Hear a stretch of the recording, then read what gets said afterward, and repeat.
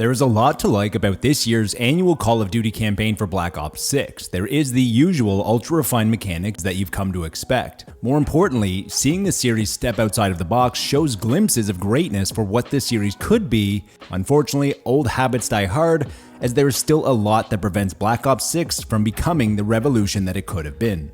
Luckily, Call of Duty isn't ready to press F to pay respects just yet to the campaign, as Black Ops 6 shows the team trying to incorporate new ideas to shake up the formula by focusing on what the team is already good at. The storyline in Black Ops 6 is a fairly standard military-based thriller with common themes like espionage, terrorism, counterintelligence, and biotechnology.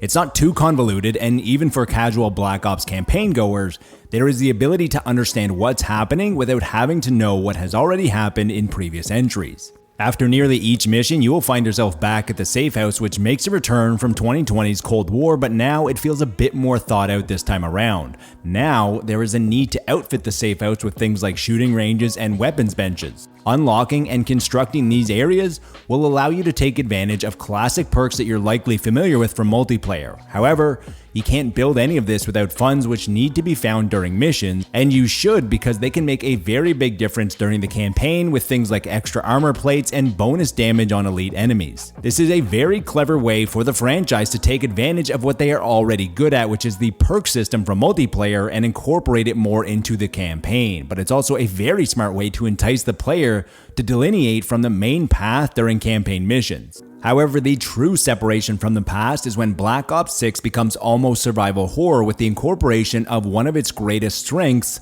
zombies. Not only does it feel fresh, but at times when combined with the storytelling, visuals, and incredible audio, it becomes generally terrifying. It's also a great way to entice the player who only plays campaigns to see how fun and tense the zombies mode can be. Unfortunately, there is still a lot of monotony in the campaign and an inability to break free from the past. Loads of monster closets and endless waves of reinforcements. Outside of the repetitive structure, there were also plenty of decisions that didn't make sense for the campaign that were frustrating. Why does the main character not have a voice? It's jarring during critical scenes when there are huge amounts of plot exposition. It doesn't make sense, and it was immersion breaking. During the missions, a few would culminate in a boss fight which could easily take you down with one shot, which felt unfair and became frustrating.